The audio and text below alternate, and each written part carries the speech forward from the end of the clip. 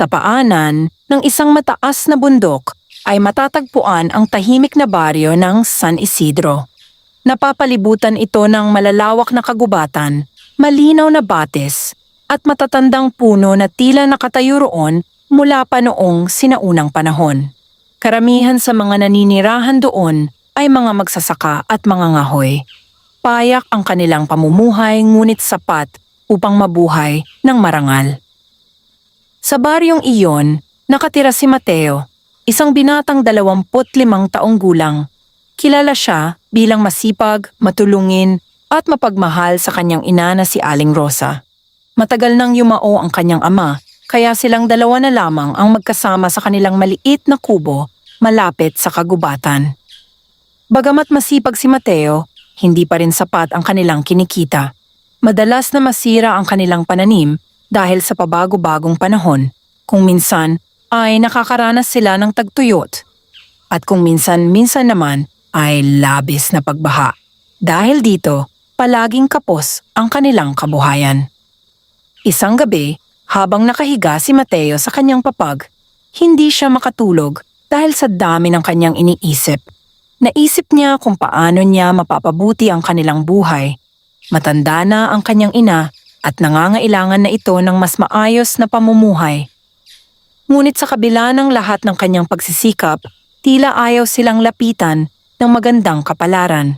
Kinabukasan, maaga siyang nagtungo sa kagubatan upang maghanap ng mga kahoy na maaari niyang ibenta sa palengke. Habang naglalakad siya sa makipot na daan, napansin niyang tila mas malamig kaysa karaniwan ang hangin. Tahimik din ang paligid. Wala siyang marinig na huni ng mga ibon o lagaslas ng mga dahon.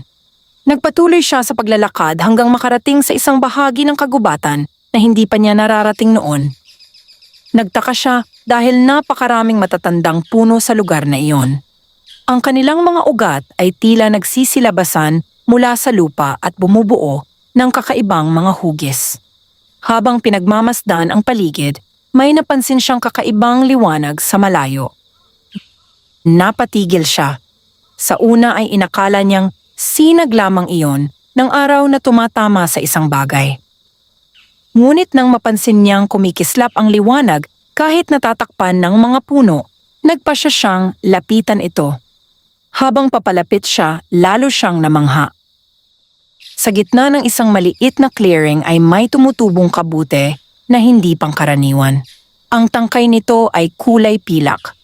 Ang takip naman nito ay kulay bughaw na may maliliit na gintong tuldok na kumikislap na tila mga bituin sa gabi. Hindi pa siya nakakita ng ganoong uri ng kabute. Lumuhod siya upang masdan ito ng mabuti. Biglang umihip ang malamig na hangin. Kasabay nito ay tila may narinig siyang mahinang bulong. Napalingon siya sa paligid ngunit wala siyang nakita. Muli niyang tiningnan ang kabute. Lalong lumakas ang pagnanais niyang kunin ito. Hindi niya maipaliwanag kung bakit. Parang may kung anong kapangyarihang humihila sa kanyang isip. Dahan-dahan niyang inabot ang kabute. Nang mahawakan niya ito, nakaramdam siya ng kakaibang init sa kanyang kamay. Parang may enerhiyang dumadaloy sa kanyang katawan. Ngunit bago pa siya makapag-isip ng mabuti, agad niyang pinitas ang kabute.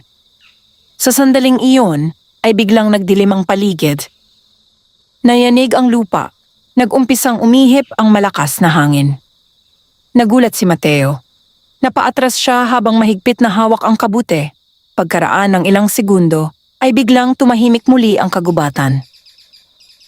Parang walang nangyari. Huminga siya ng malalim. Iniisip niyang marahil ay nagkataon lamang ang lahat. Hindi niya alam na sa kanyang pagpitas sa mahiwagang kabute ay may isang sinaunang sumpang muling nagising. Dali-dali siyang umuwi. Pagdating sa kanilang kubo ay agad siyang sinalubong ng kanyang ina. "Anak, bakit parang namumutla ka?" tanong nito. "Pagod lang po siguro ako," sagot ni Mateo. Hindi niya sinabi ang tungkol sa kabute. Hindi rin niya maipaliwanag kung bakit nais niyang ilihim ito. Nang gabing iyon, ay inilagay niya ang kabute sa isang kahoy na kahon sa tabi ng kanyang higaan. Habang nakahiga siya, ay napansin niyang may mahinang bughaw na liwanag na lumalabas mula rito. Hindi nagtagal ay nakatulog siya.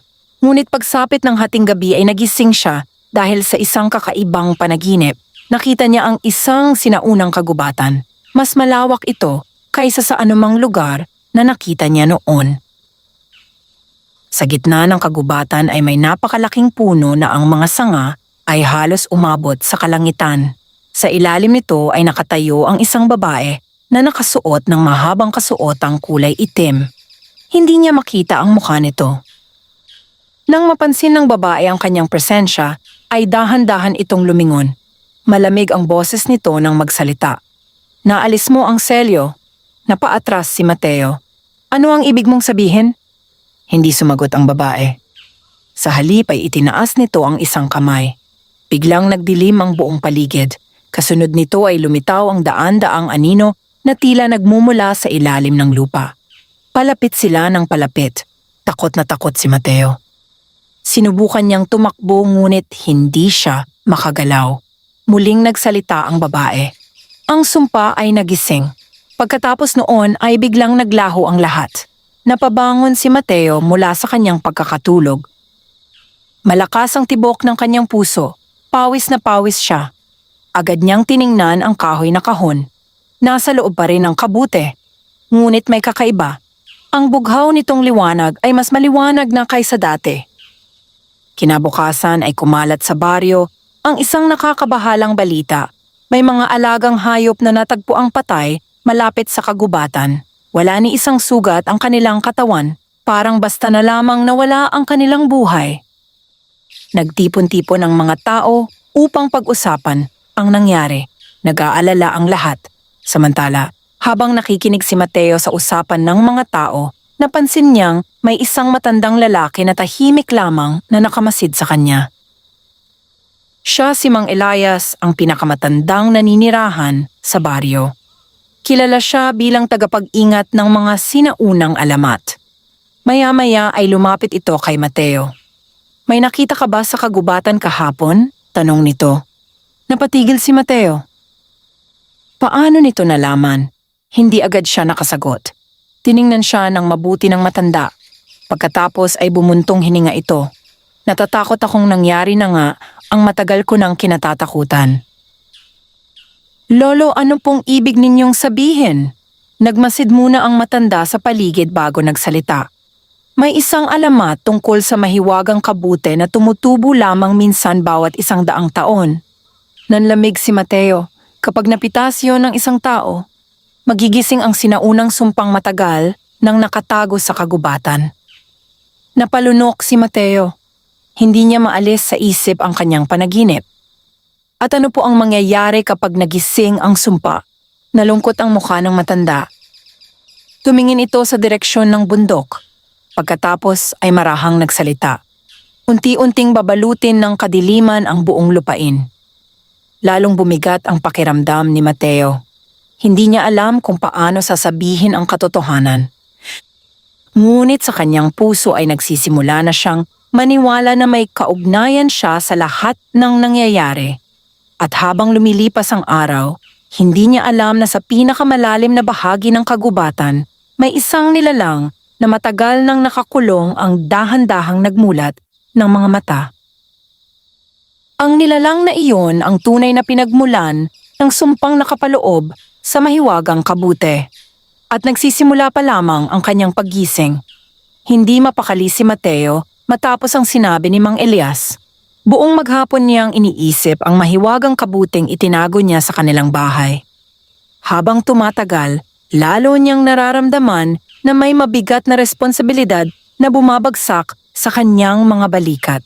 Pagsapit ng gabi, tahimik na natulog si Aling Rosa matapos ang mahabang araw ng pagtatrabaho. Ngunit si Mateo ay nanatiling gising. Mula sa kanyang higaan ay tanaw niya ang kahoy na kahong pinaglalagyan ng kabute. Muli itong naglalabas ng bughaw na liwanag, mas maliwanag kaysa nung nakaraang gabi. Parang may sariling buhay. Tumayo siya at dahan-dahang nilapitan ang kahon. Nang buksan niya ito, agad na kumalat ang malamig na hangin sa loob ng kanilang kubo. Nanginig siya. Tila may kung anong puwersang nagmumula sa kabute. Sa isang iglap ay narinig niya muli ang mahinang bulong. Hindi niya maunawaan ang mga salita ngunit malinaw na may nagsasalita. Mabilis niyang isinara ang kahon. Pagkatapos ay umurong siya palayo. Hindi na siya muling nakatulog ng gabing iyon. Kinabukasan ay agad niyang pinuntahan si Mang Elias. Natagpuan niya ang matanda sa maliit nitong kubo sa gilid ng baryo. Napapalibutan ang lugar ng mga halamang gamot, matatandang aklat at iba't ibang bagay na tila mula pa sa ibang panahon. Nang makita siya ng matanda ay para bang inaasahan na nito ang kanyang pagdating. "Pumasok ka, Mateo," sabi nito. Tahimik na umupo si Mateo. Ilang sandali siyang nag-atubili bago nagsalita. "Lolo Elias, may kailangan po akong sabihin." Tumingin sa kanya ang matanda. "Ikaw ang nakapitas ng kabute, hindi ba?" Parang tinamaan ng kidlat si Mateo. Hindi niya inaasahang alam na agad ng matanda ang katotohanan. Marahan siyang tumango. Hindi nagalit si Mang Elias.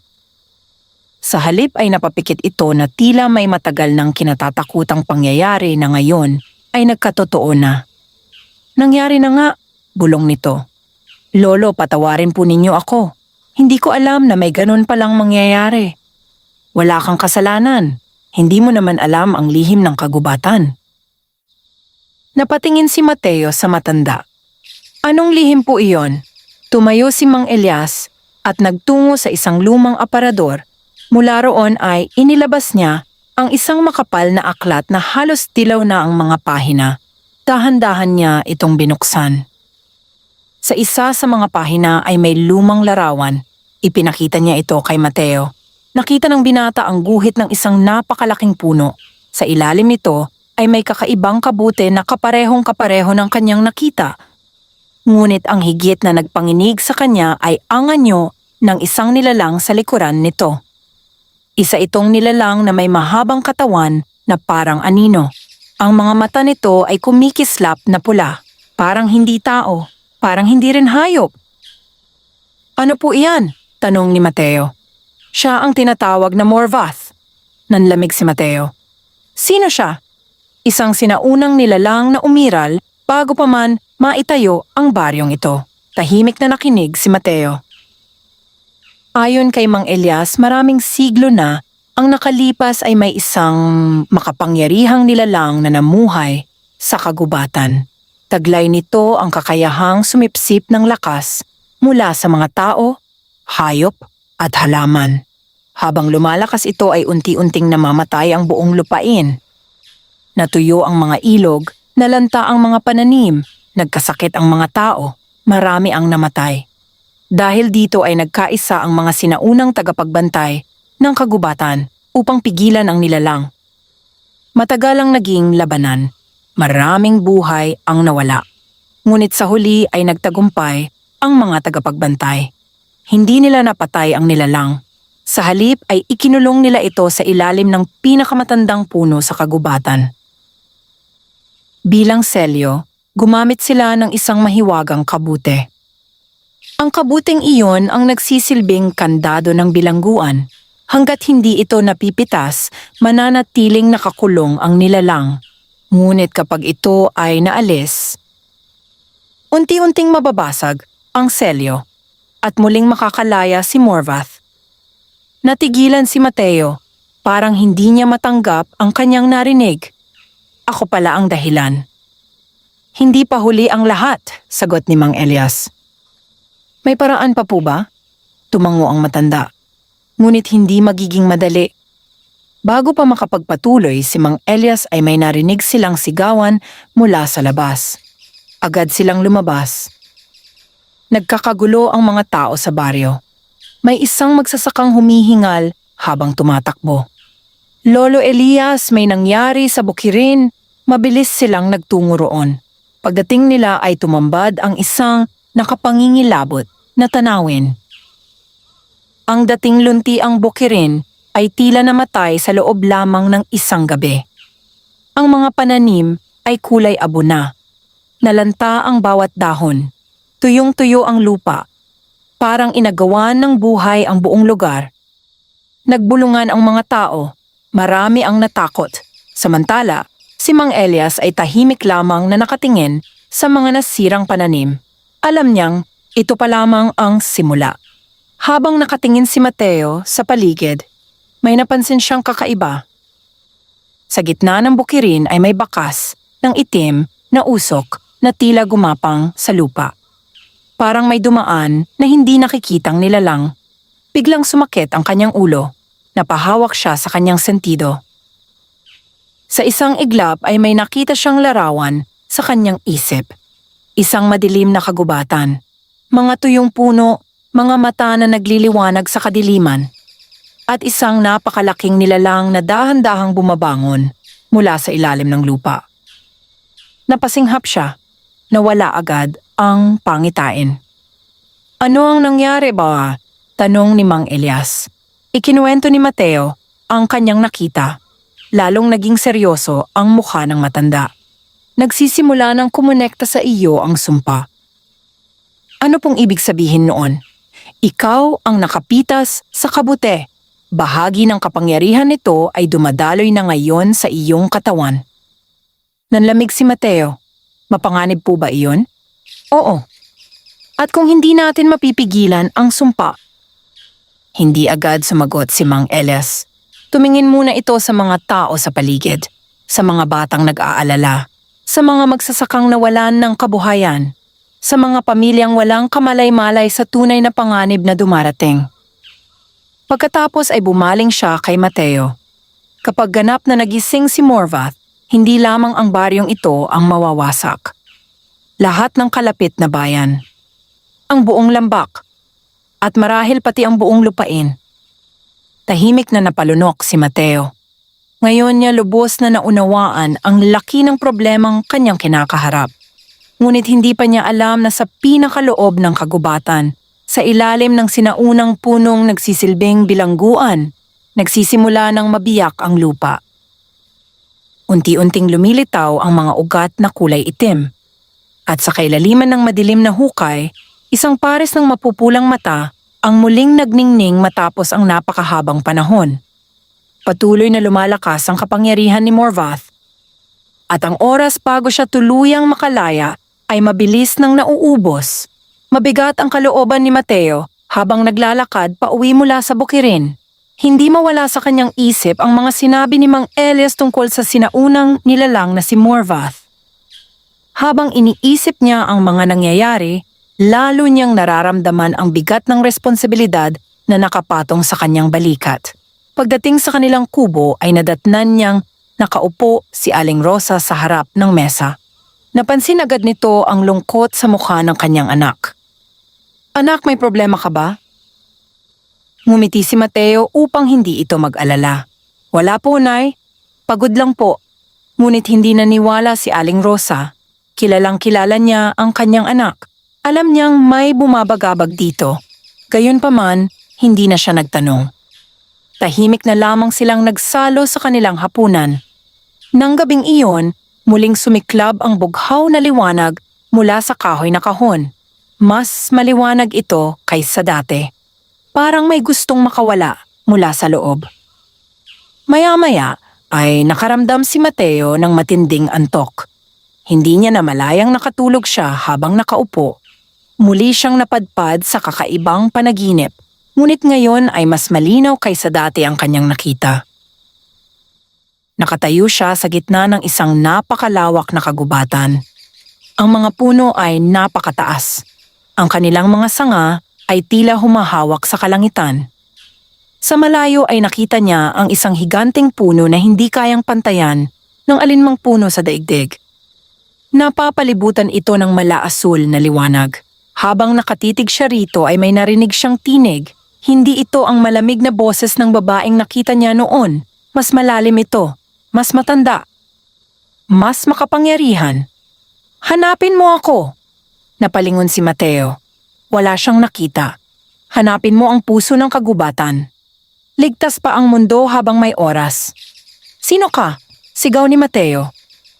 Ngunit biglang naglaho ang lahat. Napabangon siya. Madaling araw pa lamang. Humihingal siya habang pinapakalma ang sarili. Hindi iyon ordinaryong panaginip. Pakiramdam niya, ay may totoong nilalang na nakipag-usap sa kanya. Pagputok ng araw ay agad siyang nagtungo kay Mang Elias. Tahimik na nakinig ang matanda sa kanyang kwento. Pagkatapos ay tila may naalala ito. Puso ng kagubatan. Napaisip si Mang Elias. May alamat tungkol dyan. Ano po iyon? Ayon sa matanda, bago pa man dumating ang mga unang tao sa lugar, ay may isang banal na puno na nagsisilbing tagapag-ingat ng balanse sa kalikasan. Tinatawag itong puno ng buhay. Ito ang pinagmumulan ng mahiwagang enerhiya na nagbibigay buhay sa buong kagubatan. Sa ilalim ng punong iyon, ikinulong si Morvath maraming siglo na ang nakalipas. Kung gayon, iyon po ang nakita ko sa panaginip. Posible? Tingin ninyo po ba ay may paraan doon upang mapigilan ang sumpa? Tumango si Mang Elias. Naniniwala akong naroon ang sagot. Agad na nagningning ang pag-asa sa mga mata ni Mateo. Ano po ang dapat nating gawin? Tahimik na tumingin ang matanda sa direksyon ng bundok. Kailangan nating puntahan ang puso ng kagubatan. Ngunit may isang problema. Walang nakakaalam ng eksaktong lokasyon nito. Sa loob ng maraming henerasyon, naging alamat na lamang ito. Marami ang nagtangkang hanapin iyon. Wala ni isa ang nagtagumpay. May ilan pang hindi na nakabalik. Gayunpaman alam nilang wala na silang ibang pagpipilian. Kung hindi nila kikilos, tuluyang lalakas si Morvath. Nang araw ding iyon ay naghanda si Mateo para sa paglalakbay. Nag-impake siya ng pagkain, tubig at ilang kagamitan. Nais sana ni Aling Rosa na pigilan siya. Ngunit nang makita nito ang determinasyon sa mukha ng kanyang anak, ay wala na itong nagawa. Bumalik ka ng ligtas. Opo, Nay. Mahigpit silang nagyakap. Pagkatapos ay umalis si Mateo kasama si Mang Elias. Habang papalayo sila sa baryo, ay napansin nilang kakaiba ang paligid. Ang ilang bahagi ng kagubatan ay nagsisimula ng matuyo. May mga dahong nangingitim. May mga punong tila nawawalan ng buhay. Parang may unti-unting sumisipsip sa lakas ng kalikasan. Lumalim ng lumalim ang kanilang paglalakad. Lumipas ang ilang oras. Nakarating sila sa isang lugar na hindi pa nakikita ni Mateo noon. Mas siksik ang mga puno, mas madilim ang paligid, halos hindi makapasok ang sikat ng araw. Biglang huminto si Mang Elias. May nakita siyang kakaiba sa lupa. Malalaking bakas ng paa. Ngunit hindi iyon bakas ng tao. Hindi rin bakas ng anumang hayop na kilala nila. Napakalaki nito. Parang pag-aari ng isang nilalang mula sa bangungot. Napatitig si Mateo. Lolo, ano po yan? Hindi agad sumagot ang matanda, tila nag-aalala ito. Mukhang hindi na lamang espiritu ang gumagalaw sa kagubatan. Nanlamig si Mateo. Biglang umihip ang malamig na hangin. Kasunod nito ay may narinig silang kaluskos mula sa mga puno. Napalingon sila, may mga matang mapula na nakatitig mula sa kadiliman. 1, 2, 3, 10. Parami ng parami. Unti-unting lumitaw ang mga nilalang. May anyong parang lobo ngunit mas malaki. Maitim ang kanilang balahibo. Pula ang kanilang mga mata. At tila wala silang takot sa tao. Mahigpit na hinawakan ni Mateo ang kanyang dala. Lolo? Manatili kang kalmado. Ngunit bago pa sila makaatras ay sabay-sabay na umalulong ang mga nilalang. At mabilis silang sumugod. Tumakbo sina Mateo at Mang Elias. Mabilis ang tibok ng puso ni Mateo habang hinahabol sila ng mga mababangis na nilalang. Tumatalon ang mga ito sa pagitan ng mga puno. Palapit ng palapit. Maya-maya ay nadapa si Mateo dahil sa nakausling ugat. Napabagsak siya sa lupa. Nang lingunin niya ang mga nilalang ay nakita niyang ilang hakbang na lamang ang layo ng mga ito. Inihanda niya ang sarili. Ngunit sa mismong sandaling iyon ay may kakaibang nangyari. Biglang lumiwanag ang loob ng kanyang bag. Ang mahiwagang kabuti ay kusang nagningning. Isang bughaw na sinag ang kumalat sa paligid. Napatigil ang mga nilalang. Parang natakot ang mga ito. Isa-isa silang umurong. Pagkatapos ay mabilis na naglaho sa kagubatan. Tahimik na napahinga si Mateo. Hindi siya makapaniwala sa nangyari. Maging si Mang Elias ay nagulat. Ang kabute. Dahil po ba iyon dito? Tumango ang matanda. Mas misteryoso ito kaysa sa inaakala natin. Muli silang nagpatuloy sa paglalakad. Ngunit habang lumalalim ang gabi ay mas lalo silang nakararamdam ng kakaibang presensya. Parang may nakamasid sa kanila mula sa dilim. Hindi nila alam na sa isang mataas na bahagi ng kagubatan may isang nilalang na tahimik na nakatanaw sa kanila. Isa itong babae na nakasuot ng mahabang kasuotang kulay pilak. Mahaba ang kanyang buhok, maputla ang kanyang mukha. At kumikislap ang kanyang mga mata na tila buwan sa gabi. Matagal niya silang pinagmasdan, pagkatapos ay marahan siyang nagsalita. Dumating na rin sa wakas ang tagapagmana. At sa unang pagkakataon matapos ang maraming siglo, isang lihim na matagal nang nakatago sa puso ng kagubatan ang nagsimulang magising. Nagpatuloy sina Mateo at Mang Elias sa kanilang paglalakbay habang unti-unting nilalamon ng gabi ang kagubatan. Sa kabila ng pagod, hindi sila maaaring huminto ng matagal. Nararamdaman nilang bawat sandaling lumilipas ay lalo pang lumalakas ang kapangyarihang kumakalat mula sa sumpang nagising. Pagsapit ng hating gabi ay nakarating sila sa isang maliit na bahagi ng kagubatan na napapalibutan ng matatandang puno. Doon sila nagpasyang magpahinga. Tahimik ang paligid, ngunit hindi mapakali si Mateo. Paulit-ulit niyang naaalala ang mga nilalang na may mapupulang mata at ang mahiwagang liwanag na lumabas mula sa kabute. Habang nakaupo siya sa tabi ng apoy ay may naramdaman siyang kakaiba. Parang may nakatingin sa kanya. Dahan-dahan siyang tumayo. Nagmasid siya sa paligid. Wala siyang nakita. Ngunit hindi nawawala ang pakiramdam na may presensyang malapit sa kanila. Biglang umihip ang malamig na hangin. Kasabay nito ay may aninong dumaan sa pagitan ng mga puno. Mabilis na napalingon si Mateo. Ngunit sa pagkakataong iyon ay malinaw niyang nakita ang isang babae. Nakatayo ito sa di kalayuan. Nakasuot ng mahabang kasuotang kulay pilak. Mahaba ang buhok nito at tila sumasayaw sa hangin. Tahimik lamang itong nakatingin sa kanila. Nagulat si Mateo. Lolo Elias! Mabilis na tumayo ang matanda. Nang makita nito ang babae, ay nanlaki ang mga mata nito. Parang may matagal ng alamat na nabuhay sa harap niya. Sino ka? Tanong ni Mateo. Hindi agad sumagot ang babae. Ilang sandali muna siyang nakatingin sa mahiwagang kabuteng nasa dala ni Mateo. Pagkatapos ay nagsalita siya. Matagal kitang hinihintay. Napakunot noo si Mateo. Ako? Tumango ang babae. Ikaw ang taong nagpalaya sa sumpa. Nahiya si Mateo. Hindi niya alam kung paano sasagutin niyon. Lumapit ng kaunti ang babae. Sa unang pagkakataon ay nakita niya ng malinaw ang mukha nito. Napakaganda nito, ngunit may bakas ng lungkot sa mga mata. Parang matagal nang may dinadalang mabigat na pasanin. Ako si Elira. Napatingin si Mang Elias. Maari bang ikaw ang isa sa mga sinaunang tagapagbantay? Tumango ang babae. Isa ako sa kanilang mga inapo. Nanahimik ang matanda. Sa buong buhay niya ay alamat lamang ang narinig niya tungkol sa mga tagapagbantay ng kagubatan. Ngayon ay may isa sa kanila na nakatayo sa kanyang harapan. Ano ang nangyayari? Tanong ni Mateo. Huminga ng malalim si Elira. Mas malala ang sitwasyon kaysa sa inyong inaakala. Naging seryoso ang kanyang mukha. Ang selyong nagkulong kay Morvath ay hindi lamang nabasag, kundi unti-unti na rin itong nawawasak. Nanlamig si Mateo. Gaano na po kalala? Tumingin si Elira sa kalangitan. Kapag sumapit ang susunod na kabilugan ng buwan, ganap nang makakalaya si Morvath. Napatingin sina Mateo at Mang Elias sa isa't isa. Ilang araw na lamang ang natitira, hindi na gaanong mahaba ang kanilang panahon.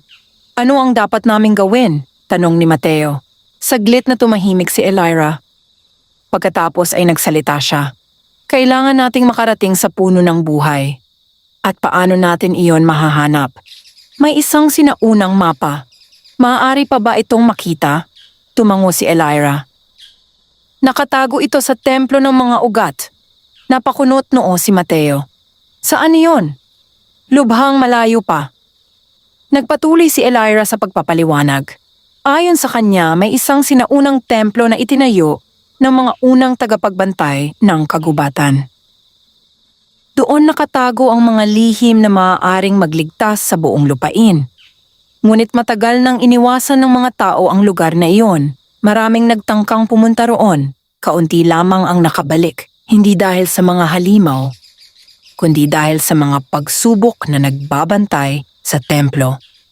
Tahimik na nakinig si Mateo, hindi siya umatras. Sa halip ay lalo siyang naging determinado. Kahit gaano kahirap, pupunta tayo roon. Ngumiti ng bahagya si Elira. Sa unang pagkakataon ay nakakita siya ng pag-asa sa mga mata ng binata. Kinabukasan ay sabay-sabay silang naglakbay.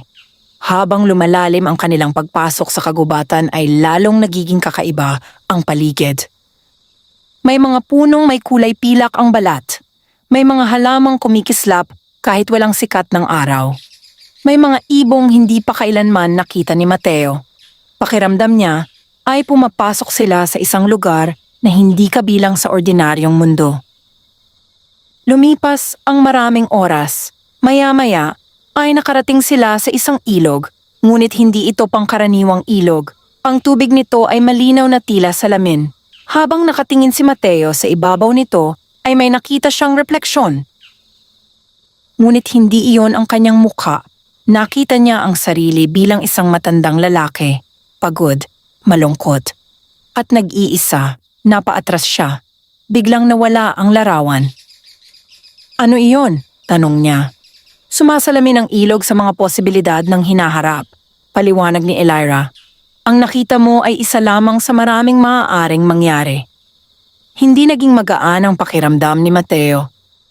Ngunit nagpatuloy pa rin sila.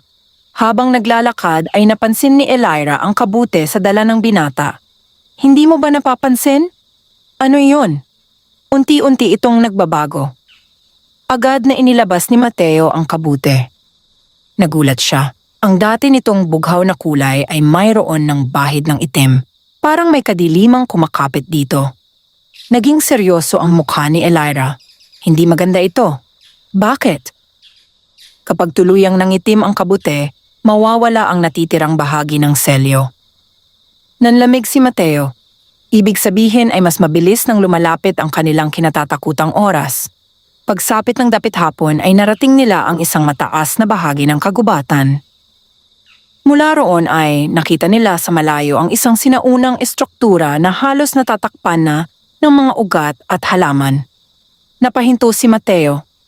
Napakalaki nito, parang isang templong nilamon na ng panahon. Naroon na tayo, sabi ni Elira. Ang templo ng mga ugat. Ngunit habang nakatanaw sila rito, ay biglang umitim ang kalangitan. Unti-unting nagtipon ang makakapal na ulap. Lumamig ang hangin. Kasunod nito ay narinig nila ang isang malalim na dagundong mula sa kailaliman ng kagubatan. Parang may napakalaking nilalang na gumagalaw sa ilalim ng lupa. Napatingin si Elira sa direksyon ng tunog. Agad siyang namutla. Hindi maaari. Ano yon? Tanong ni Mateo. Mabigat ang tinig ni Elira nang sumagot. Mas maaga siyang nagigising. At sa kailaliman ng madilim na bahagi ng kagubatan, nagsimulang mabiyak ang huling malaking ugat na nagkukulong kay Morvath. Kasabay nito ay umalingaw-ngaw ang isang napakalalim na ungol na nagpayanig sa buong lupain. Ang tunay na panganib ay papalapit na. Mabigat ang pakiramdam ni na Mateo, Mang Elias at Elira habang nakatanaw sa sinaunang templo ng mga ugat. Ang malalim na ungol na kanilang narinig ay tila patuloy na umaalingaw-ngaw sa kanilang mga isipan. Alam nilang hindi iyon karaniwang tunog. Iyon ang babala na ang kapangyarihan ni Morvath ay patuloy na lumalakas. Hindi na sila nag-aksaya ng oras. Agad silang bumaba mula sa mataas na bahagi ng kagubatan at nagtungo sa templo. Habang papalapit sila ay mas malinaw nilang nakikita ang tunay nitong anyo. Napakalawak nito. Halos natatakpan na ng makakapal na ugat ang mga pader. May mga lumang ukit na nakaukit sa mga bato. Bagaman sinira na ng panahon ang marami sa mga ito, makikita pa rin ang mga larawan ng sinaunang tagapagbantay na nakikipaglaban sa isang napakalaking nilalang na nababalot ng kadiliman. Walang duda, bulong ni Mang Elias. Ito nga ang lugar. Pagdating nila sa harap ng malaking pasukan, ay napansin nilang bahagyang nakabukas ang makapal na pintuang bato. Napakunot noo si Elira. Hindi ito dapat bukas. Bakit? Tanong ni Mateo. Dahil walang sino mang dapat nakapasok dito sa loob ng maraming siglo. Tahimik silang nagkatinginan. Unti-unting lumakas ang kanilang kaba. May posibilidad na may ibang nakapasok sa templo bago pa sila dumating. Dahan-dahan silang pumasok. Madilim ang loob. Tanging liwanag mula sa dala nilang mga sulo ang nagbibigay linaw sa kanilang daraanan. Napakalawak ng pangunahing bulwagan. Napapalibutan ito ng matataas na haligi na tila mga ugat ng higanteng puno. Habang naglalakad sila ay napansin ni Mateo ang mga kakaibang simbolo sa sahig. Parang gumagalaw ang mga ito kapag hindi direktang tinitingnan. Nangingilabot siya, ngunit nagpatuloy pa rin sila. Maya-maya ay narating nila ang isang malawak na silid. Sa gitna nito ay may bilog na platapormang bato. Sa ibabaw nito ay nakapatong ang isang kahon na yari sa kakaibang uri ng kahoy. Ngunit bago pa sila makalapit ay biglang umugong ang buong silid. Unti-unting lumiwanag ang mga simbolo sa sahig. Kasabay nito ay nagsara ang pintuang kanilang dinaanan. Nagulat si Mateo. Ano ang nangyayari? Isang pagsubok, sagot ni Elira. Pinoprotektahan ng templo ang mga lihim nito. Biglang lumitaw ang tatlong sinag ng liwanag sa gitna ng silid. Mula sa mga ito ay nabuo ang tatlong anyong tao, ngunit hindi sila tunay na tao. Para silang mga espiritong yari sa liwanag. Tumigil ang mga ito sa harap nila. Pagkatapos ay nagsalita ang isa. Upang makuha ang karunungan ng templo, kailangan ninyong patunayan ang inyong puso. Tahimik na nakinig ang tatlo. Muling nagsalita ang espiritu. Isa lamang ang maaaring sumagot. Lumapit si Mateo. Ako ang sasagot. Tumango ang espiritu. Pagkatapos ay nagtanong ito. Ano ang mas mahalaga kaysa kapangyarihan? Napaisip si Mateo. Maraming sagot ang pumasok sa kanyang isip. Kayamanan, karangalan, kaalaman. Ngunit wala sa mga iyon ang kanyang sinabi. Pagmamahal. Tahimik ang buong silid.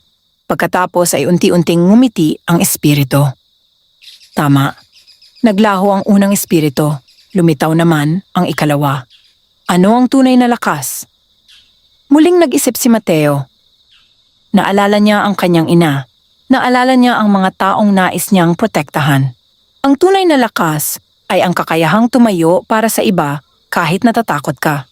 Muling lumiwanag ang silid. Tama. Naglaho ang ikalawang espiritu. Lumapit ang ikatlo. Ito ang may pinakamatingkad na liwanag. Ano ang handa mong isakripisyo upang mailigtas ang iba? Natahimik si Mateo. Ito ang pinakamahirap na tanong. Ilang sandali siyang hindi nakapagsalita. Pagkatapos ay tumingin siya kina Mang Elias at Elira. Naalala niya ang kanyang baryo, ang kanyang ina, ang mga taong walang kamalay-malay sa panganib na paparating. Huminga siya ng malalim. Lahat ng meron ako. Biglang nagningning ang buong silid. Nayanig ang templo. At isa-isang naglaho ang tatlong espiritu. Unti-unting bumukas ang kahong nasa gitna ng plataporma. Mula rito ay lumutang ang isang lumang balumbon. Lumapit si Elira at maingat itong kinuha. Nang buksan niya ito ay lumitaw ang isang sinaunang mapa. Agad silang namangha. Sa gitna ng mapa ay nakalarawan ang napakalaking puno. Ang puno ng buhay. Ngunit may isa pang bagay na nakaguhit sa mapa. Isang simbolo. Isang lugar na hindi pa nila naririnig noon. Ano yun? Tanong ni Mateo. Biglang namutla si Elira. Ang sagradong bukal. Ano ang kahalagahan nito? Mabigat ang kanyang naging sagot. Iyon lamang ang lugar kung saan maaaring maibalik ang selyo. Nagningning ang pag-asa sa mga mata ni Mateo. Ibig sabihin may paraan pa. Oo. Ngunit hindi ngumiti si Elira. Sa halip ay lalo siyang naging seryoso. May kapalit. Ano iyon? Tahimik siyang tumingin sa mahiwagang kabute. Pagkatapos ay nagsalita. Upang maibalik ang selyo, kailangang ialay ang taong nagtanggal nito. Parang tumigil ang mundo ni Mateo. Hindi siya agad nakapagsalita. Maging si Mang Elias ay natigilan. Ano ang ibig mong sabihin? Tanong ng matanda. Buhay ng tagapagpalaya ang kailangan upang muling maisara ang bilangguan ni Morvath. Napalunok si Mateo. Biglang bumigat ang kanyang dibdib. Ngayon niya lubos na naunawaan ang halaga ng kanyang pagkakamali. Kung nais niyang iligtas ang lahat, maaaring kailangan niyang ibigay ang kanyang sariling buhay. Tahimik ang buong silid. Ngunit bago pa sila makapag-usap ng higit pa ay biglang umuga ang templo. Mas malakas kaysa dati. Nagbitak ang sahig. Nagsimulang malaglag ang mga bato mula sa kisame. Mabilis na lumingon si Elira. Takot ang makikita sa kanyang mukha. Hindi maaari. Ano na naman? Sigaw ni Mateo. Namumutlang tumingin si Elira sa kadiliman ng isang pasilyo. May naririnig siyang mabibigat na yabag. Papalapit. 1, 2, 3. Unti-unting lumalakas. Pagkatapos ay lumitaw mula sa anino ang isang napakalaking nilalang na yari sa itim na usok at ugat. Kumikislap ang mapupula nitong mga mata. At sa unang pagkakataon ay naramdaman nilang lahat ang tunay na bahagi ng kapangyarihan ni Morvath. Ang kanyang unang tagapaglingkod ay nagising na.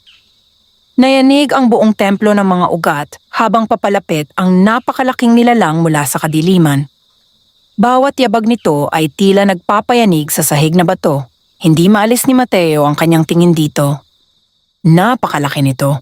Ang katawan ay binubuo ng maitim na usok at naglalakihang ugat na tila buhay. Ang mapupula nitong mga mata ay kumikislap na parang nagbabagang uling para itong nilikhang mula sa pinakamasamang bangungot. Lumayo kayo, sigaw ni Elira. Agad niyang inilabas ang isang maliit na kristal na nakasabit sa kanyang leeg. Nagningning ito ng kulay pilak. Kasabay noon ay lumitaw ang isang bilog na liwanag sa kanilang harapan. Ngunit nang sumugod ang nilalang ay agad nitong winasak ang harang. Parang papel lamang itong napunit. Napaatras silang tatlo. Napakalakas niya, sabi ni Mang Elias. Isa siyang bantay ng kadiliman, sagot ni Elira. Nilalang siya mula sa kapangyarihan ni Morvath. Muling umatungal ang halimaw. Kasabay noon ay gumapang sa sahig ang maiitim na ugat. Mabilis itong kumalat sa buong silid. Napatalon si Mateo upang makaiwas. Ang isang haliging bato na tinamaan ng mga ugat ay agad na nabiyak. Lalong lumakas ang kaba niya. Kung kaya nitong sirain ang bato, madali nitong magagawa iyon sa tao. Mateo! Sigaw ni Elira. Ilabas mo ang kabute! Agad niyang inilabas ang mahiwagang kabute mula sa kanyang bag. Sa sandaling mahawakan niya ito ay muling nagliwanag ang bughaw nitong kulay. Ngunit may mga bahagi na itong nangingitim, palatandaan na patuloy na humihina ang selyo. Itinaas niya ang kabute. Biglang sumiklab ang bughaw na liwanag. Napaatras ng kaunti ang nilalang, ngunit hindi tulad ng mga nilalang na lobo noon, hindi ito tuluyang natakot. Sa halip ay tila lalo itong nagalit. Hindi sapat! Sigaw ni Elira. Pinapalakas na siya ni Morvath! Muling sumugod ang halimaw. Sa pagkakataong ito ay direkta itong tumalon patungo kay Mateo. Napapikit ang binata. Ngunit bago pa siya tamaan ay may mabilis na aninong dumaan sa kanyang harapan. Si Elira. Itinaas nito ang kanyang mga kamay. Mula sa kanyang mga palad ay lumabas ang matinding liwanag. Tumama iyon sa halimaw. Napaatras ito at bumagsak sa sahig, ngunit mabilis din itong nakabangon. Humihingal si Elira. Halatang malaki ang nabawas sa kanyang lakas. Hanggang kailan mo siyang mapipigilan? Tanong ni Mateo. Hindi ko alam. Napansin ni Mateo ang takot sa kanyang mga mata. Iyon ang unang pagkakataong nakita niya ang babaeng tagapagbantay na tila nawawalan ng pag-asa. Muli silang napilitang umatras. Habang papalapit ng papalapit ang halimaw, ay biglang sumagi sa isip ni Mateo ang mga tanong ng mga espiritu sa templo, pagmamahal, lakas, sakripisyo. Parang may nais ipaalala sa kanya ang templo. Mabilis siyang tumingin sa paligid. Napansin niya ang mga simbolong nakaukit sa sahig. Muli silang nagliliwanag. Ngunit ngayon ay may napansin siyang kakaiba. Ang liwanag ay bumubuo ng isang malaking bilog sa gitna ng silid. Parang isang sinaunang selyo. "Elira!" sigaw niya. "Tingnan mo ang sahig!" Napalingon ang babae. Nanlaki ang kanyang mga mata. Ang selyo ng mga tagapagbantay. Ano iyon? Isang sinaunang kapangyarihan. Agad niyang naunawaan ang dapat gawin. "Mateo, pumunta ka sa gitna."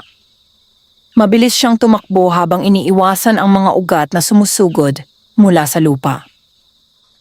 Pagdating niya sa gitna ng bilog, ay nagsimulang magningning ang mga simbolo. Kasabay nito ay lalong lumiwanag ang kabute sa kanyang mga kamay. Biglang tumigil ang halimaw. Parang may pumipigil dito. "Ngayon," sigaw ni Elira. "Itaas mo ang kabute." Ginawa iyon ni Mateo. Sa isang iglap ay sumabog ang bughaw na liwanag sa buong silid. Napapikit silang lahat. Nang muling mamulat ang kanilang mga mata, ay nakita nilang napapalibutan ng mga sinag ng liwanag ang halimaw. Unti-unti itong naglaho. Nagtilian ang mga ugat. Nagkawatak-watak ang katawan nitong yari sa usok. At maya-maya ay wala nang natira kundi maitim na abo. Tahimik ang buong templo. Tanging ang mabibigat nilang paghinga ang maririnig. Nagtagumpay sila. Ngunit hindi nagtagal ang kanilang paghinga ng maluwag. Biglang napaluhod si Mateo. Sumakit ng husto ang kanyang dibdib. Parang may kumakapit na malamig na kamay sa kanyang puso. "Mateo!" sigaw ni Mang Elias. Lumapit sila agad. Nakita nilang may maitim na marka na lumitaw sa kanyang braso. Parang mga ugat na kulay itim. Unti-unti itong gumagapang pataas. Namutla si Elira. "Hindi..." "Ano iyon?" tanong ni Mateo habang hirap huminga. Mabigat ang mukha ng babae. "Minamarkahan ka na ng sumpa." Nanlamig si Mateo. "Ano ang mangyayari sa akin?" Hindi agad sumagot si Elira. Ibinaba niya ang kanyang tingin. Kapag lumaganap ang marka sa buong katawan, unti-unting magiging sisidlan si Mateo ng kapangyarihan ni Morvath. At kapag nangyari iyon, maaaring siya mismo ang maging susi sa tuluyang paglaya ng nilalang. Tahimik ang buong silid. Ngunit may mas nakakatakot pang nangyayari. Sa pinakamalalim na bahagi ng kagubatan, sa ilalim ng puno ng buhay, tuluyan nang nabiyak ang isa pang sinaunang selyo. Mula sa kadiliman ay lumitaw ang isang napakalaking kamay na nababalot ng itim na usok. Dahan-dahan itong umangat mula sa kailaliman. Kasabay nito ay umalingaw-ngaw ang isang boses na matagal nang hindi naririnig ng mundo. "Malapit na akong makalaya." At sa unang pagkakataon matapos ang maraming siglo, nagsimulang gumalaw ang tunay na katawan ni Morvath. Matapos ang laban sa bantay ng kadiliman, agad na umalis sina Mateo, Elira at Mang Elias sa templo ng mga ugat. Alam nilang hindi naligtas ang lugar. Habang lumalakas si Morvath, unti-unti ring nagigising ang mga nilalang na dati nitong mga tagapaglingkod. Tahimik silang naglakbay sa ilalim ng malamlam na liwanag ng buwan. Ngunit sa bawat hakbang ni Mateo ay lalo niyang nararamdaman ang kakaibang sakit sa kanyang katawan. Ang maitim na marka sa kanyang braso ay patuloy na lumalawak. Minsan ay parang may malamig na apoy na dumadaloy sa kanyang mga ugat. Minsan naman ay may mga bulong siyang naririnig na walang ibang nakakarinig. Sinikap niyang itago ito sa kanyang mga kasama. Ngunit napansin pa rin iyon ni Elira. "Hindi mo kailangang magpanggap na maayos ka," sabi nito habang naglalakad sila. Napangiti ng bahagya si Mateo. "Ayokong mag-alala kayo. Mas lalo kaming mag-aalala kung magsisinungaling ka." Hindi na sumagot si Mateo. Alam niyang tama si Elira. Pagsapit ng madaling araw ay nakarating sila sa isang mataas na bahagi ng kagubatan. Mula roon ay tanaw nila ang malawak na lupain, ngunit sa halip na kagandahan ang kanilang makita, pangamba ang bumalot sa kanilang mga puso. Maraming bahagi ng kagubatan ang nagsisimula ng matuyo. May mga lugar na tila natakpan ng maitim na ulap. May mga ilog na nawawalan ng kislap. Parang may unti-unting sumisipsip sa buhay ng buong kalikasan. Masyado nang mabilis ang pagkalat ng sumpa, bulong ni Mang Elias. Tumango si Elira. Kapag hindi natin nahanap ang sagradong bukal, baka wala nang matira upang iligtas. Nagpatuloy sila sa kanilang paglalakbay. Ayon sa mapa, ang sagradong bukal ay nasa likod ng kabundukan ng Hamog, isang lugar na bihirang marating ng tao. Pagkaraan ng maraming oras ay narating nila ang paanan ng bundok. Napansin agad ni Mateo ang kakaibang katahimikan. Walang ibon, walang hayop. Tanging hangin lamang ang maririnig. Habang umaakyat sila ay unti-unting kumakapal ang hamog. Maya-maya ay halos wala na silang makita. Naglakad sila ng mabagal upang hindi magkahiwa-hiwalay. Ngunit habang lumalalim ang kanilang pagpasok sa hamog ay may kakaibang nangyari. Biglang nawala si Mang Elias sa kanilang paningin. "Lolo Elias!" sigaw ni Mateo. Walang sumagot. Mabilis siyang lumingon sa iba't ibang direksyon. Ngunit puro hamog lamang ang kanyang nakita. "Elira, nawala rin ito." Naramdaman ni Mateo ang kaba. Parang may kapangyarihang naghihiwalay sa kanila. Patuloy siyang naglakad habang tinatawag ang kanyang mga kasama. Hanggang sa maya-maya ay napansin niyang wala na ang hamog. Ngunit hindi rin niya kilala ang lugar na kanyang kinaroroonan. Napahinto siya. Nasa gitna siya ng isang luntiang parang. May mga bulaklak, may mga puno, at sa di kalayuan ay may isang kubo. Nagtaka siya, hindi iyon dapat naroon. Dahan-dahan siyang lumapit, at nang makita niya, ang taong nakaupo sa harap ng kubo ay halos hindi siya makapaniwala. "Nanay?" Si Aling Rosa. Mas bata ito kaysa sa kasalukuyan. Mas malakas, mas masaya. Ngumiti ito sa kanya. "Anak, bumalik ka na." Natigilan si Mateo. Hindi ito maaaring totoo. Ngunit napakatotoo ng kanyang nakikita. Lumapit pa si Aling Rosa. "Huwag ka nang umalis. Manatili ka na rito." Narinig ni Mateo ang init ng boses nito. Ang pagmamahal, ang kapanatagan, ang buhay na matagal na niyang gustong ibigay sa kanyang ina. Unti-unti siyang napaluha. Ngunit sa kaibuturan ng kanyang isip ay may bumubulong na hindi ito tunay. Isa lamang itong ilusyon, isang pagsubok. Pinikit niya ang kanyang mga mata.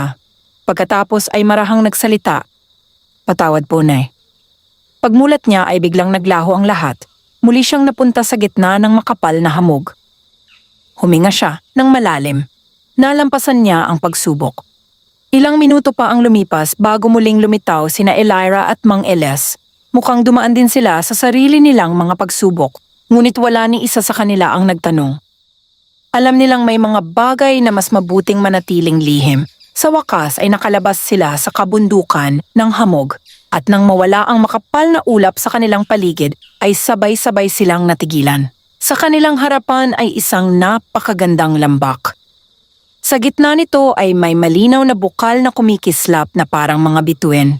Napapalibutan ito ng mga halamang nagliliwanag. At sa ibabaw ng tubig ay may mga maliliit na sinag na tila sumasayaw sa hangin. Napatigil si Mateo. Hindi pa siya nakakita ng ganoong kagandang lugar.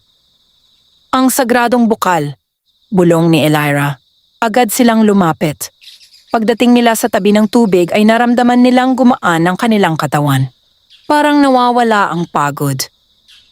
Parang pinupuno sila ng bagong lakas. Lumuhod si Elira at kumuha ng kaunting tubig. Pagkatapos ay ibinuhos niya ito sa maitim na marka sa braso ni Mateo. Agad itong nagliwanag. Napaatras si Mateo dahil sa gulat.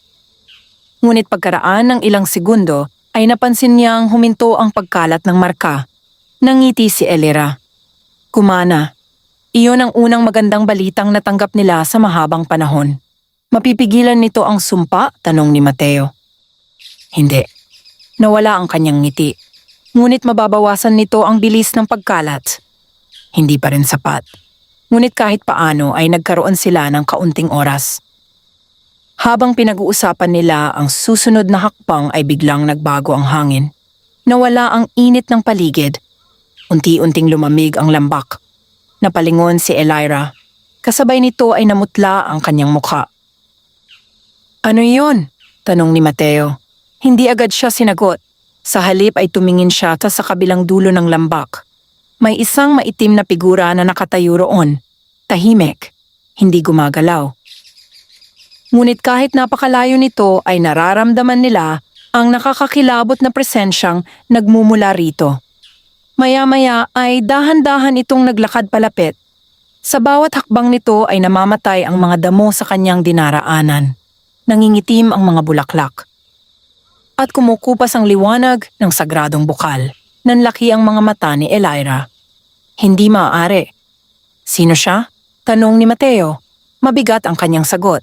Hindi siya tagapaglingkod. Hindi rin siya ordinaryong nilalang, kundi isa sa mga sinaunang general ni Morvath. Habang papalapit ang maitim na figura, ay dahan-dahan nitong itinaas ang ulo.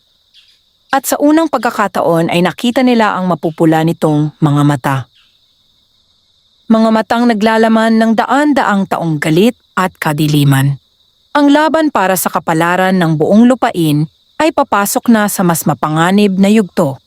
Nanatiling nakatayo sina Mateo, Elira at Mang Elias sa gilid ng sagradong bukal habang dahan-dahang lumalapit ang maitim na figura mula sa kabilang bahagi ng lambak. Sa bawat hakbang nito ay tila namamatay ang buhay sa paligid. Ang mga damong luntian ay nagiging kulay abo.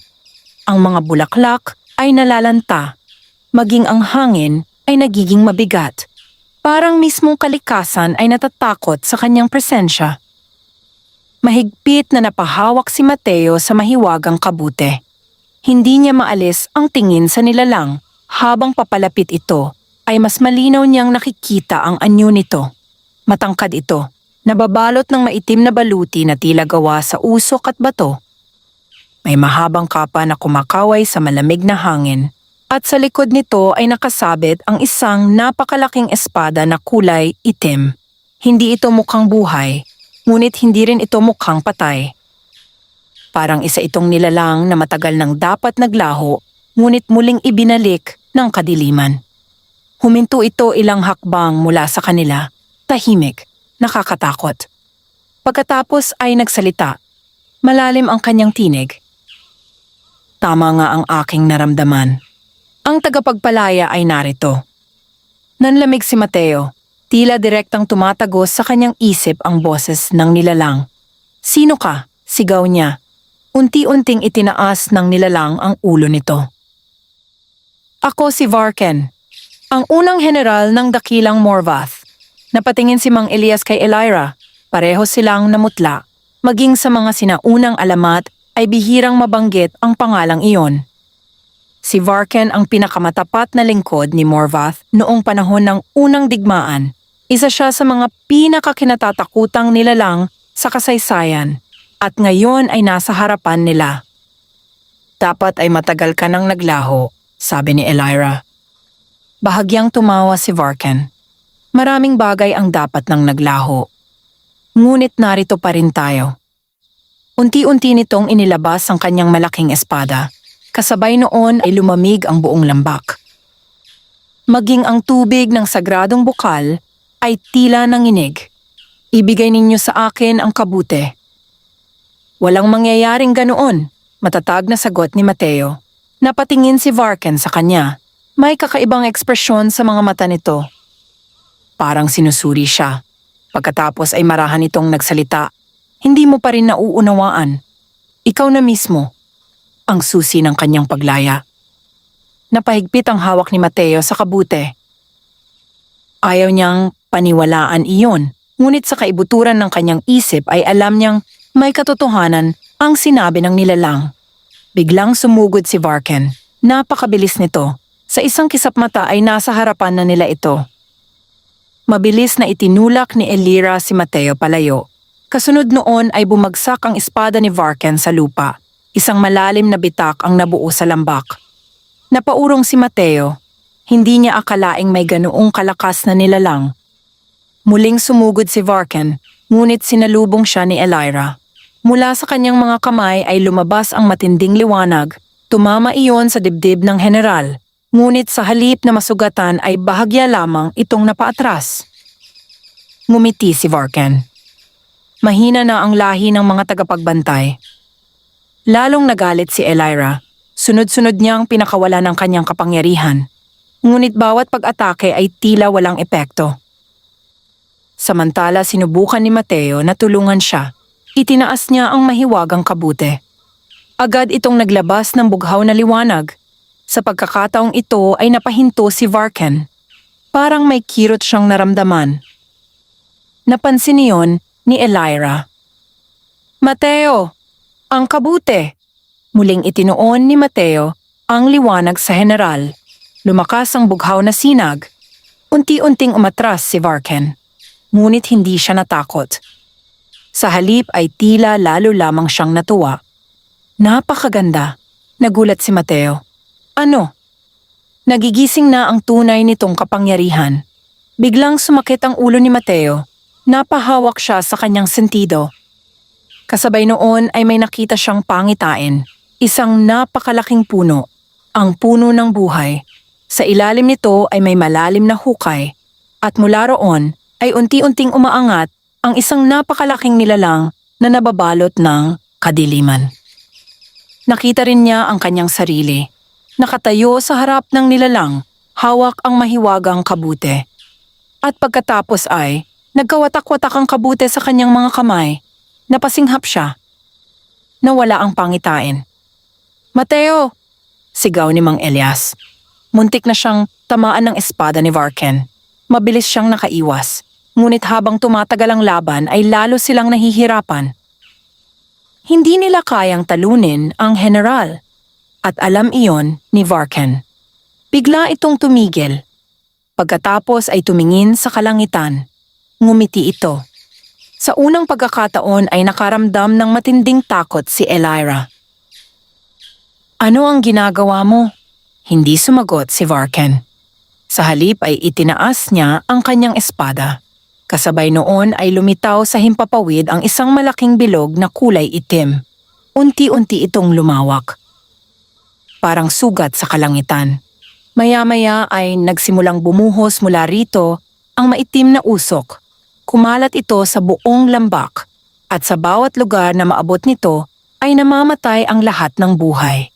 Nanlaki ang mga mata ni Mang Elias. Hindi maaari. Ano iyon? Tanong ni Mateo. Mabigat ang sagot ni Elira. Binubuksan niya ang daan ng kadiliman. Kahit mapigilan natin siya rito, patuloy nang darating ang mga nilalang ni Morvath. Napahigpit ang kamao ni Mateo. Parang unti-unting nawawala ang kanilang pag-asa. Ngunit sa mismong sandaling iyon ay may kakaibang nangyari. Biglang nagliwanag ang tubig ng sagradong bukal. Mas maliwanag kaysa kailanman.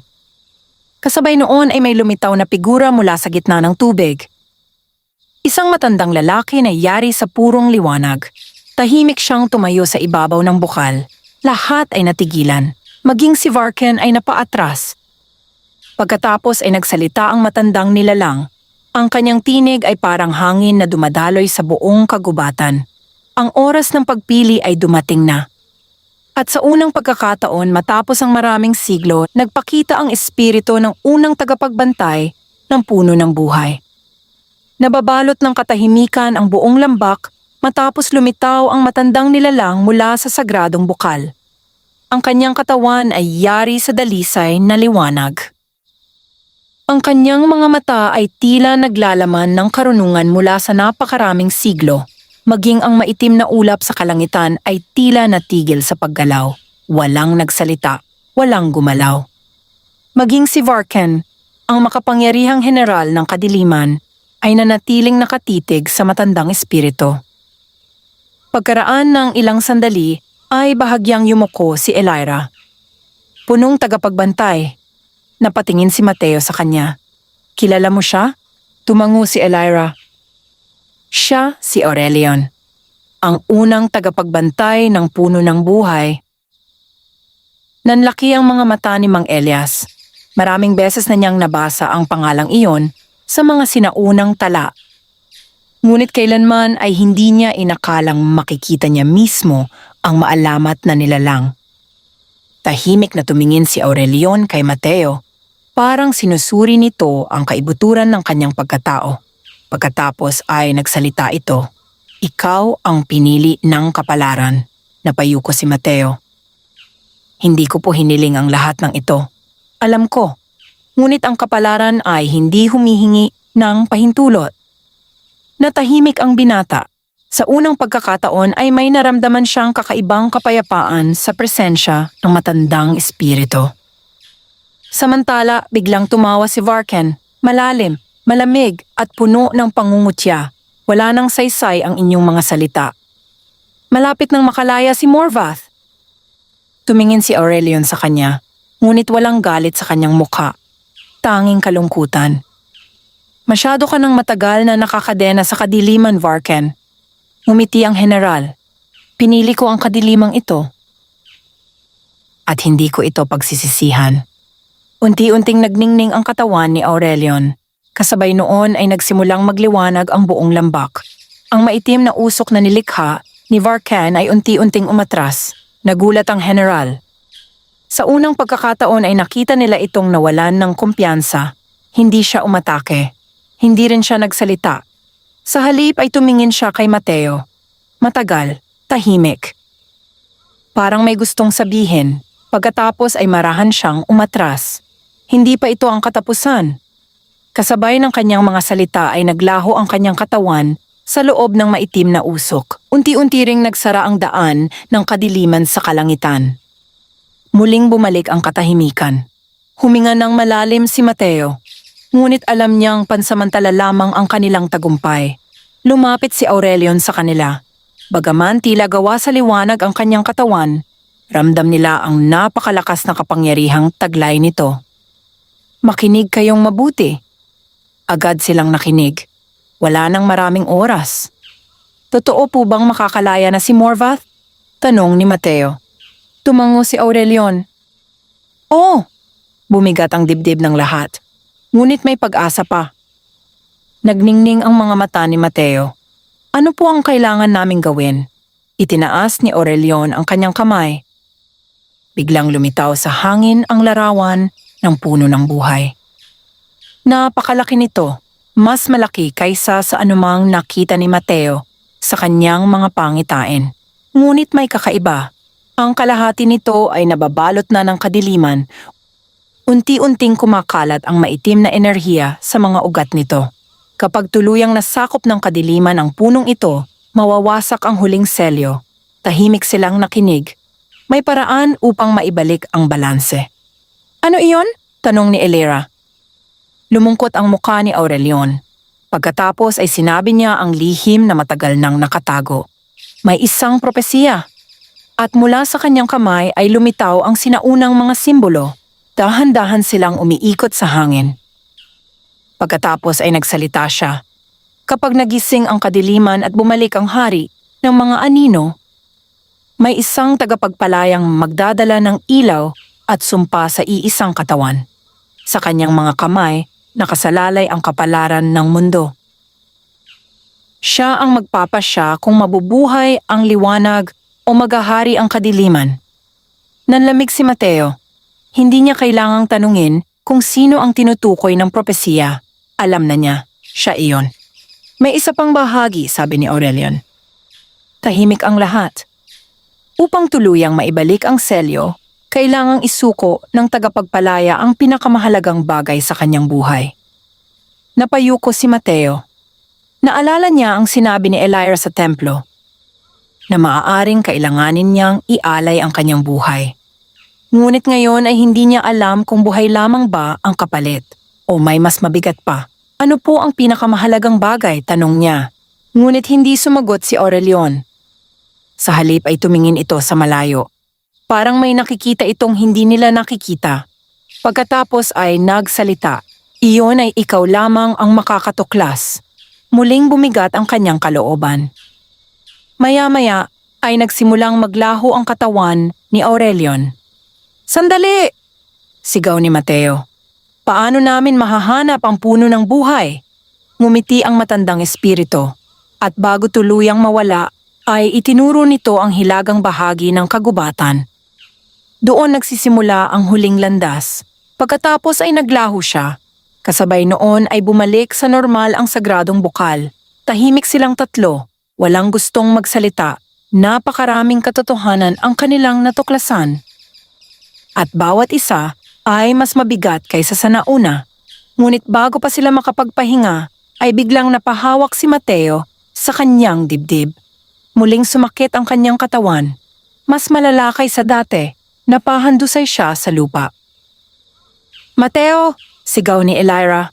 Mabilis itong lumapit, ngunit nang makita niya ang braso ng binata ay agad siyang namutla. Ang maitim na marka ay hindi na lamang nasa kanyang braso. Umabot na ito sa kanyang leeg. At sa loob ng ilang segundo ay lumitaw ang mahinang pulang liwanag sa kanyang mga mata. Nanlamig si Mang Elias, hindi na ito simpleng sumpa. Mabilis na lumalakas ang impluwensya ni Morvath sa kanyang katawan. At habang nangyayari iyon, sa kailaliman ng puno ng buhay, ay tuluyan ng bumukas ang isang napakalaking bitak. Mula roon ay marahang umangat ang ulo ng sinaunang nilalang sa unang pagkakataon matapos ang maraming siglo na silayan muli ng mundo ang mukha ni Morvath. At siya ay tuluyan ng nagigising. Mabigat ang katahimikan sa paligid ng sagradong bukal.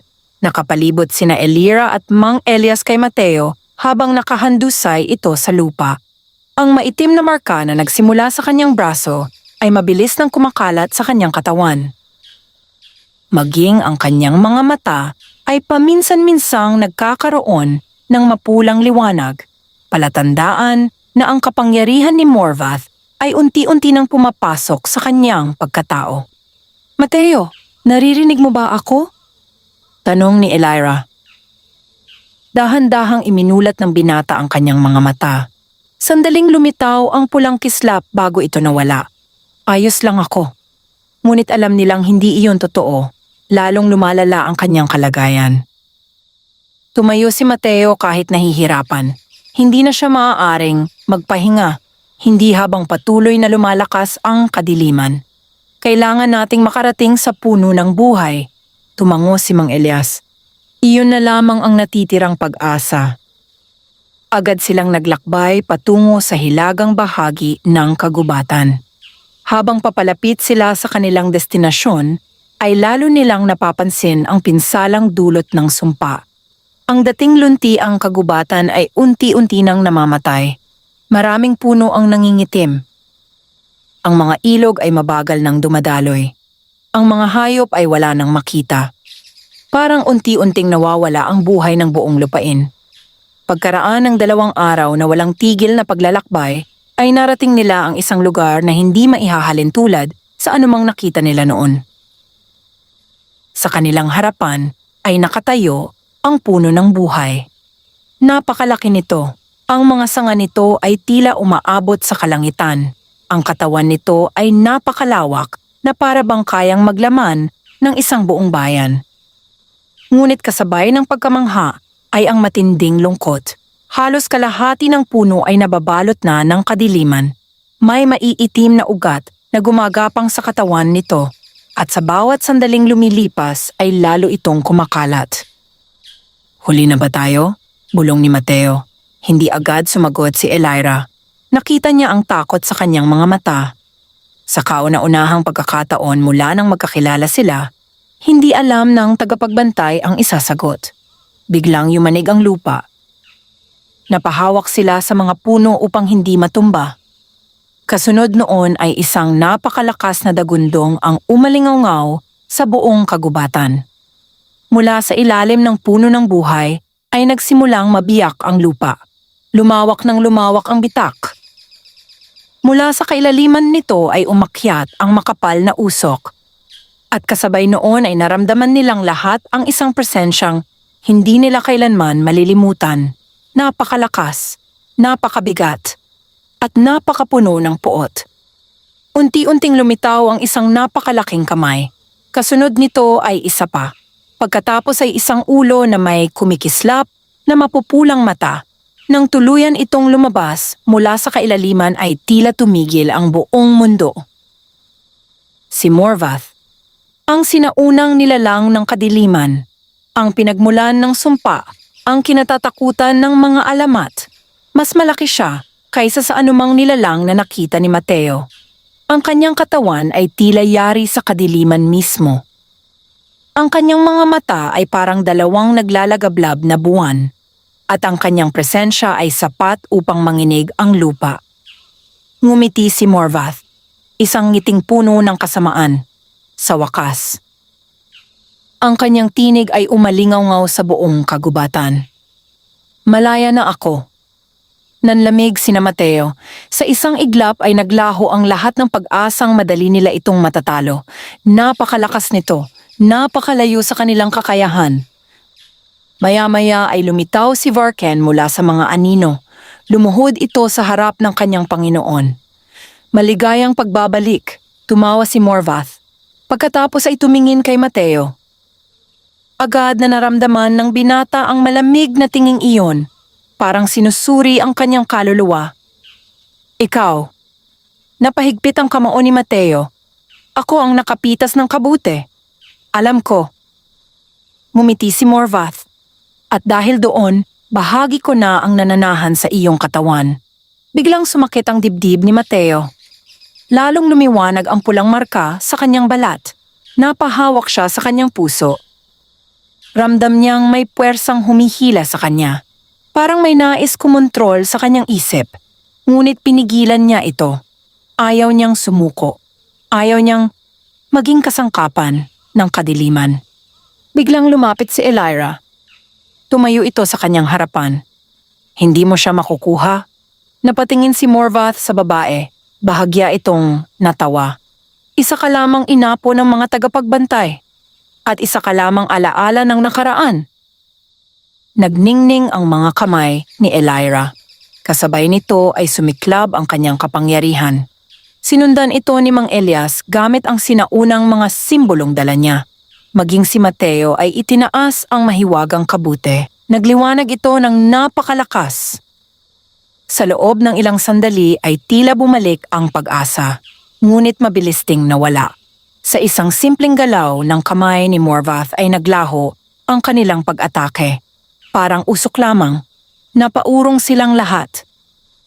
Hindi nila kayang talunin siya sa lakas. Alam iyon ni Morvath. Alam din iyon ni Mateo. At doon niya naalala ang propesiya, ang tagapagpalayang magpapasya sa kapalaran ng mundo. Ang taong kailangang isuko ang pinakamahalagang bagay sa kanyang buhay. Tahimik siyang tumingin sa mahiwagang kabute. Pagkatapos ay tumingin kina Elira at Mang Elias. Sa kanyang isip ay muling bumalik ang lahat ng alaala. Ang kanyang ina, ang kanyang baryo, ang mga taong nais niyang iligtas, ang mga pangarap na hindi pa niya natutupad. At doon niya naunawaan ang ibig sabihin ng propesiya. Ang pinakamahalagang bagay sa kanyang buhay ay hindi kayamanan. Hindi kapangyarihan, hindi kahit ang kanyang sariling buhay, kundi ang kanyang kinabukasan. Ang lahat ng maaari pa niyang maranasan. Ang buong buhay na naghihintay sana sa kanya. Huminga siya ng malalim at gumawa ng desisyon. Napansin iyon ni Elira. Mateo, ngumiti siya. Sa unang pagkakataon matapos ang mahabang panahon ay payapa ang kanyang mukha. Alam ko na ang dapat gawin. Nanlaki ang mga mata ni Elira. Huwag! Ngunit huli na, itinaas ni Mateo ang mahiwagang kabute.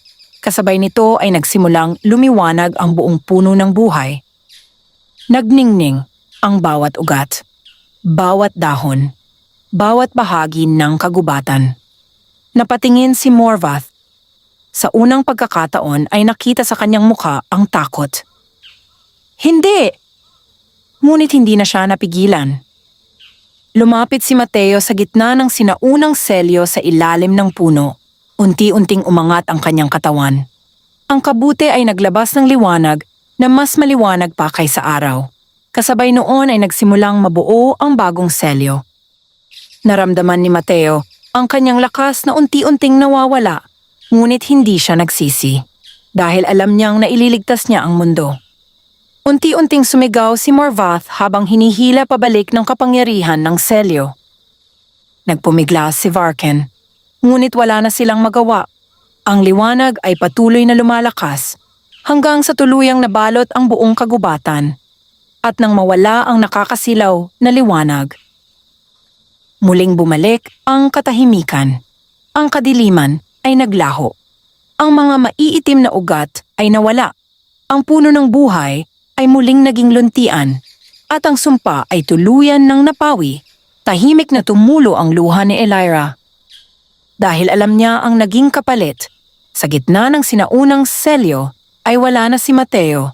Ngunit sa lugar kung saan siya huling tumayo ay may tumubong isang maliit na kabute, kulay bughaw, kumikislap na parang mga bituin. At sa tuwing sumasapit ang tahimik na gabi, sinasabi ng mga matatanda sa baryo ng San Isidro na may isang banayad na liwanag na makikitang nagmumula sa puso ng kagubatan. Liwanag ng isang binatang isinakripisyo ang lahat upang iligtas ang mundo. At magpakailanman, ang kanyang kabayanihan ay mananatiling bahagi ng alamat ng sumpang nakapaloob sa mahiwagang kabute. Wakas.